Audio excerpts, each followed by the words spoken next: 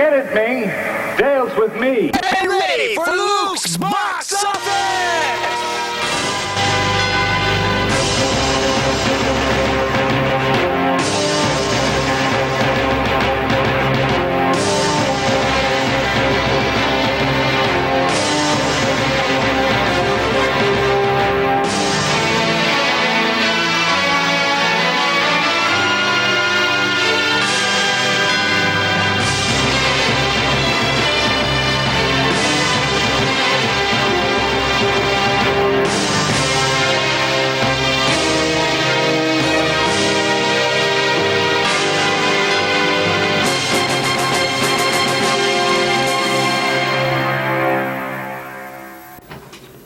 I'll start now?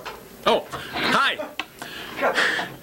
This is Luke, coming to you live. No, this is live on tape from CUTV, and hey, it's Canada Day!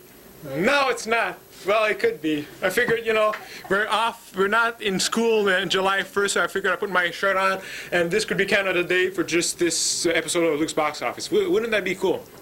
Okay, yes. Anyways, we have a bunch of movies today, so I hope you're happy, because I am. We have a Return of the Jedi, the third movie in the Star Wars trilogy. Private Parts, the movie Private Parts, nothing else. Jungle to Jungle, and Flash Gordon. And that will be coming up in a bit. But first, here is a clip from a movie that's coming up pretty soon. So, have fun.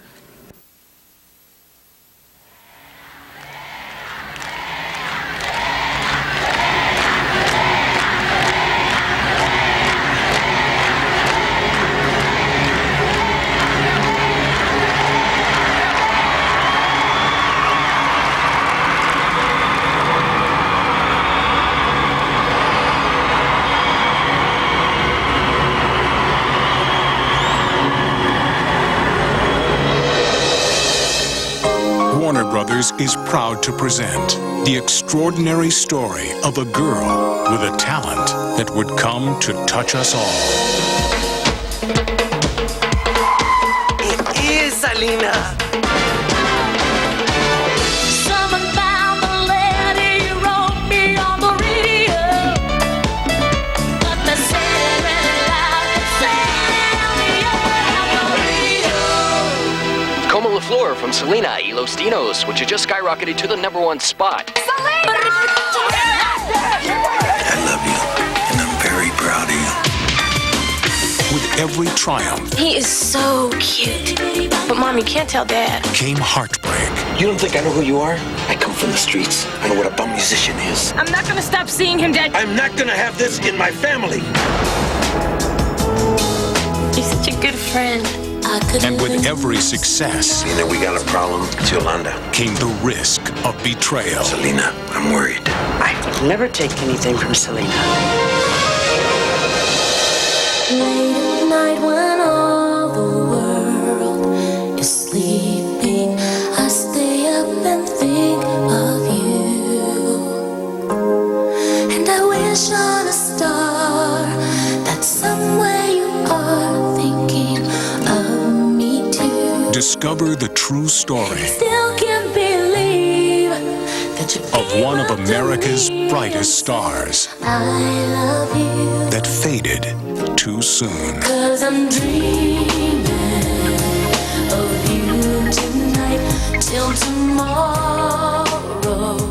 I'll be holding you tight.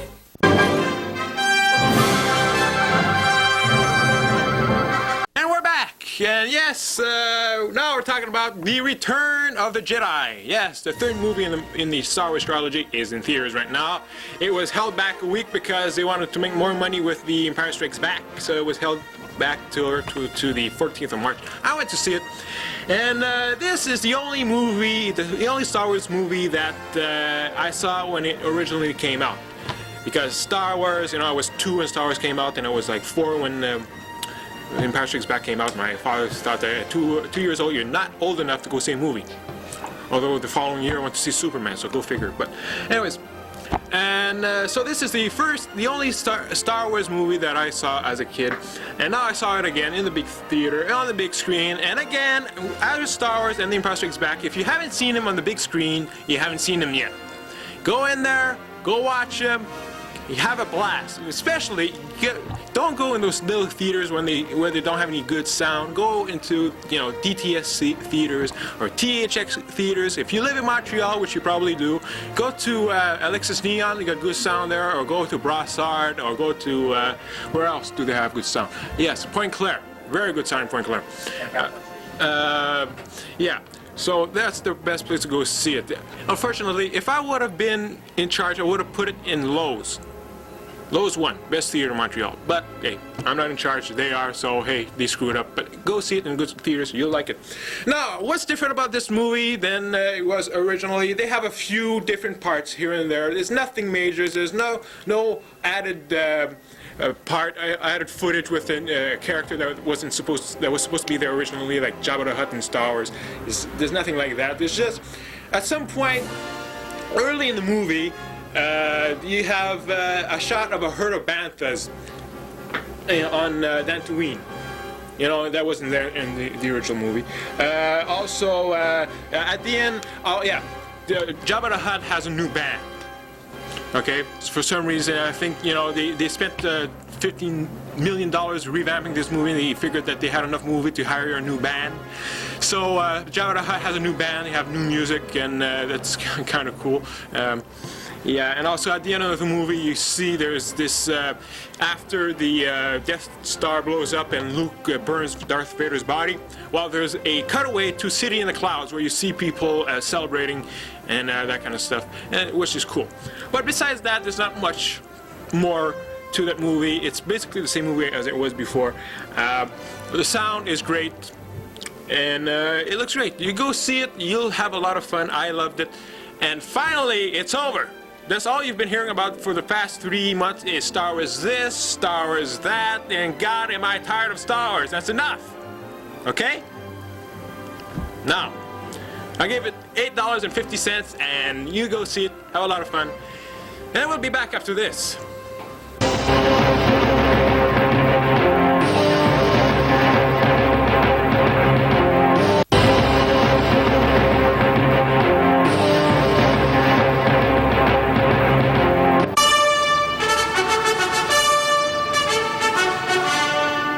We're back! Yes, and Alex is here. Remember last week she did that review of L5 City of the Future? Hey, I'm back to normal now. Yeah, she feels much better now. Yeah. And now she's going to talk about private parts. Not mine, though. Not yours? No. Why not? Excuse me, Mr. Reviewer there. Just do your job. Okay, take it away. Howard Stern's in this, right? Okay. Howard Stern. I'm not sure if I can use these words on the air, but if you think that Howard Stern is an asshole, go see this movie. Your impression will be totally changed. First of all, it's a movie about life. It's a movie about life the way it is, with the good parts and the bad parts, and the very funny parts and the obnoxious parts. And this is partly why the La Presse, I think, gave a very bad review to this movie, but I'm telling you, it's a good comedy. It's a good movie. It doesn't go by any script you would imagine, any traditional script.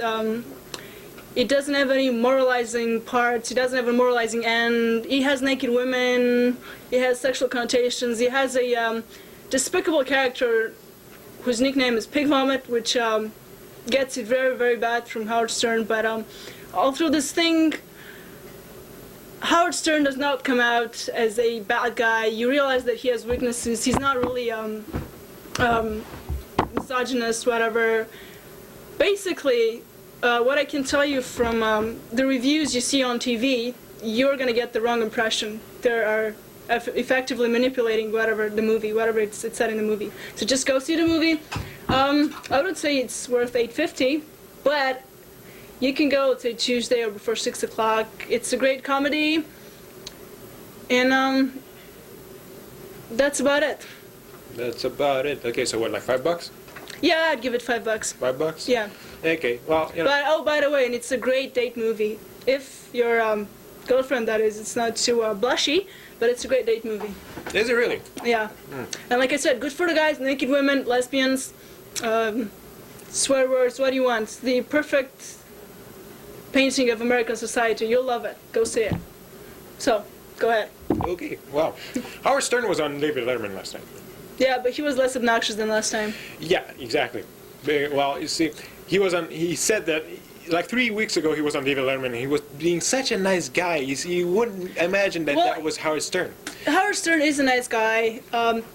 You will be amazed how the movie changes. It begins with Howard Stern coming up as a really show-hungry... Well, did I say asshole? Yeah, I'm going to say that again because that's what it is. But as the movie goes on, you realize he's very human. And actually, by the end of it, I actually sympathize with the guy. And something else, this is for the guys out there. Go see this movie with your girlfriend for a very good reason. It increases your sex drive. This is all I can say on the air. Luke, take it. Okay, that's enough. We'll be back after this. You know how some people's parents hate each other? Well, my parents hate each other with a nuclear capability. You are the high priestess of hysteria! How dare you! I can't have a wedding and not invite one of them. She is an actress. There you go. Damn you! Oh, my face is too round on the left. I look like a wheel of three. Believe me, Molly, you don't want to do what I did. You don't. The Madsons are here. Just one moment, please, Rowena. What about Lily? She has X-ray vision for people with little cosmetic improvements. Oh, my God. She's taken some of her nose and injected it into her lips.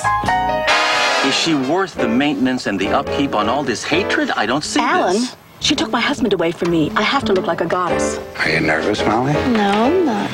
You should be nervous. I saw you last night and got that old... You've got more hair. I don't think so. Rogaine. Hair clip for men? I've laid off of your hair. My hair is perfect. Yes, it's perfect if you want to look like a madam in a saloon in Tombstone. I'm the faithful one! Faithful, yes, you were faithful like a Kennedy is faithful. Theatrical people. They shout hello to each other. I turned down a Beatle for you! Well, now, see, these are people who are dialoguing. And it's so important to dialogue. You gotta stop fixating on your parents. It's not normal. Try something! Real sick. What's wrong? I hope you gave it right back to her as good as she gave it. Oh, I know I did. Come in, baby! I thought they hated each But we're other. supposed to. Have you seen your father? I know. I still love you, Lily. I never loved anybody else in my whole life. You have to help us. Who got you electrolysis? You'd have one big eyebrow if it weren't for me. Oh, man, they're gonna love this one. Get out of here! Bette Midler Soldier, you had a scalplet. and Dennis Farina. Why don't you whistle for your broomstick? Maybe it'll come and get you. That old feeling. So nice to see a mature, loving relationship. It's adulterous. Thank you very much.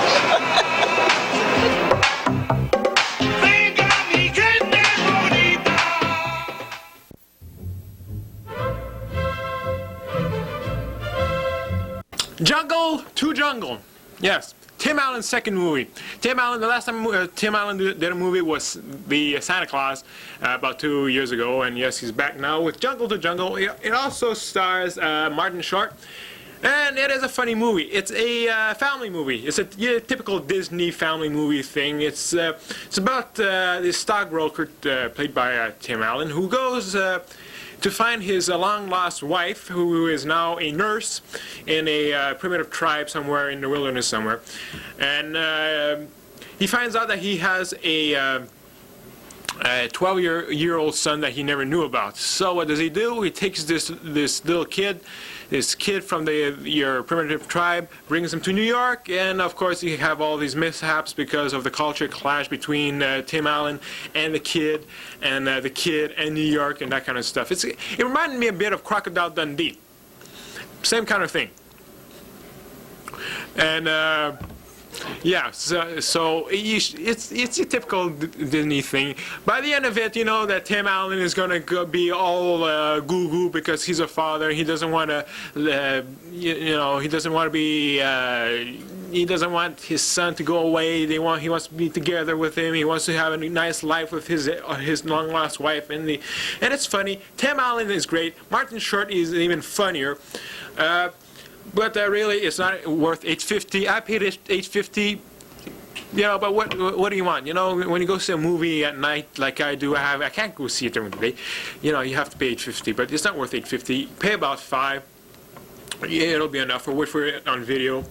But if you like Tim Allen, you'll like this movie. If you like Martin Short, you'll like it even more. And yeah, so there you go.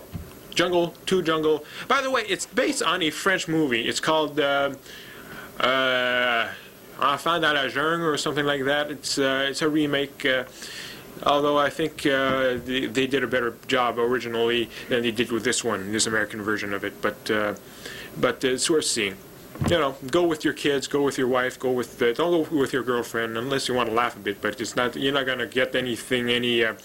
Your sexual drive is not gonna go up like you did with Private Parts. Right. See, so don't expect that. Go see Private Parts apparently, and if you wanted that to happen. But with Jungle to Jungle, it's a nice movie. It's a good movie. So yeah, bring your kids. And yeah, I'll give it about $5. I'll be back after this.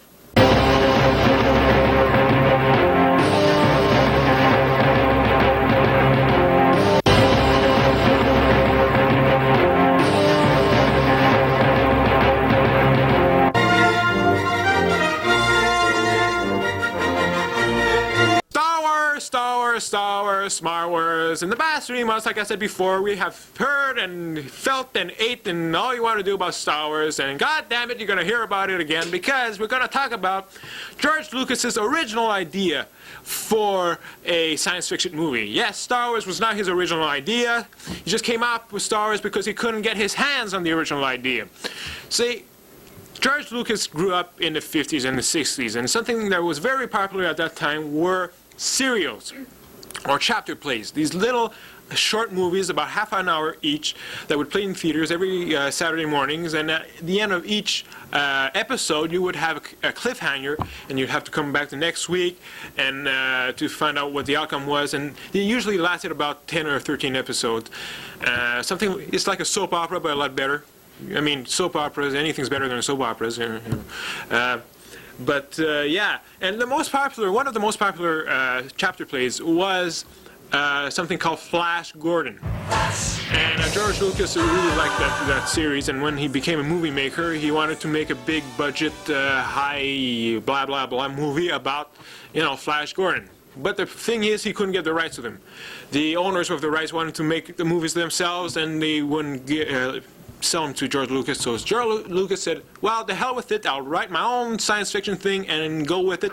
So that's how he came up with Star Wars, and Star Wars became one of the most, if not the most popular science fiction movie series of all time. And Flash Gordon, well, let's talk about Flash Gordon. Yeah, the movie, it was made. It came out in 1980. It starred Sam J. Jones. Who is he? Well, he's an Australian actor. He kind of fit the part, but he has such a thick Australian accent that they had to get his voice dubbed over by another actor. Yeah, well, he was pretty good in the movie, although he looks incredibly constipated. I mean, could he be just a bit looser? Anyways, also, for those of you familiar with the Yiddish theater, actor Topol was in there as a Hank Zarkov. You might have known him in Fiddler on the Roof. Also, Timothy James Ballin Dalton, and Swedish actor Max von Sydow as Ming the Merciless. Now, this movie is about Hank Zarkov, Flash Gordon, and Dale Arden. They leave Earth and go to the planet Mongol to try to stop the evil emperor Ming the Merciless from destroying the Earth.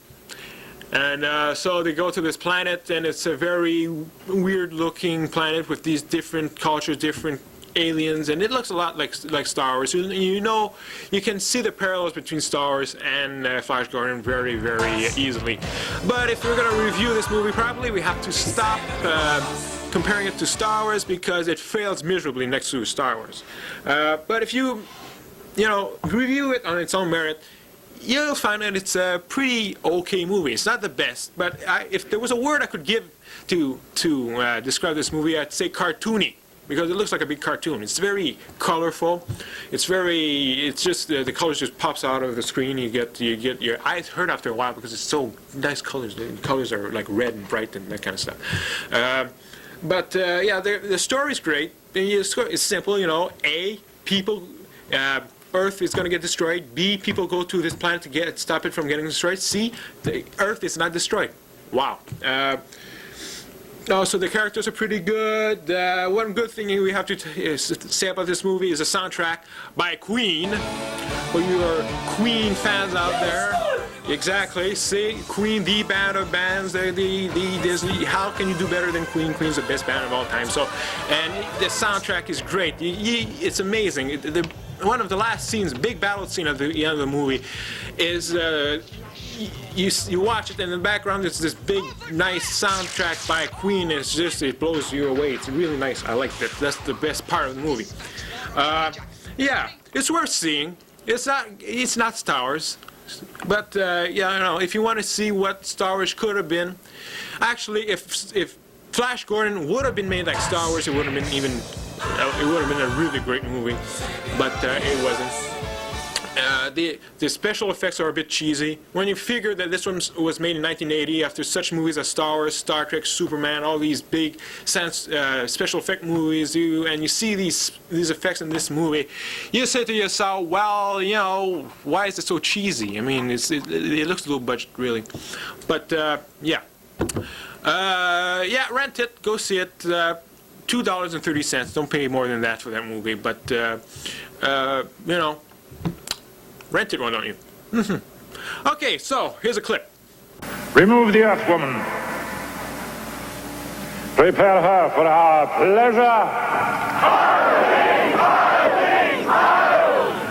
Forget it, Bing. Dale's with me. Flash! Stay back. Flash, they'll kill you.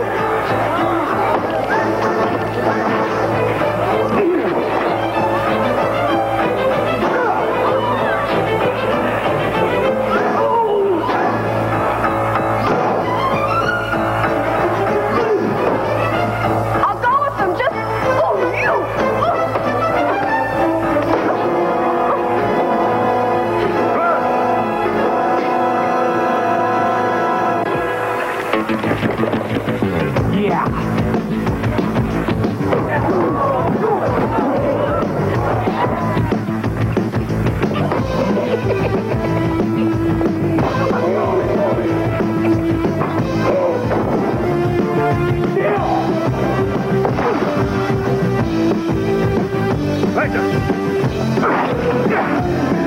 Are your men on the right pills? Maybe you should execute their trainer.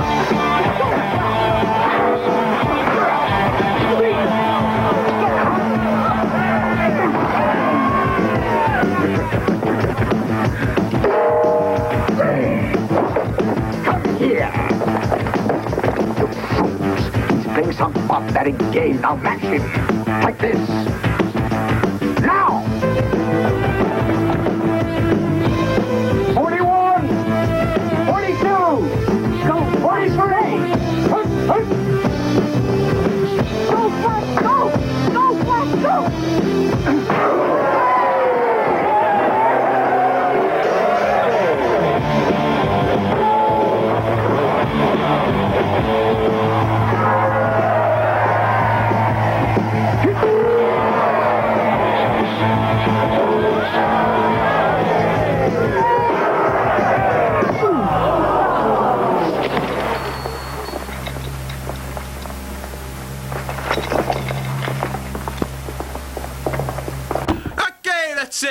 That's it. I've had it. I'm out of here.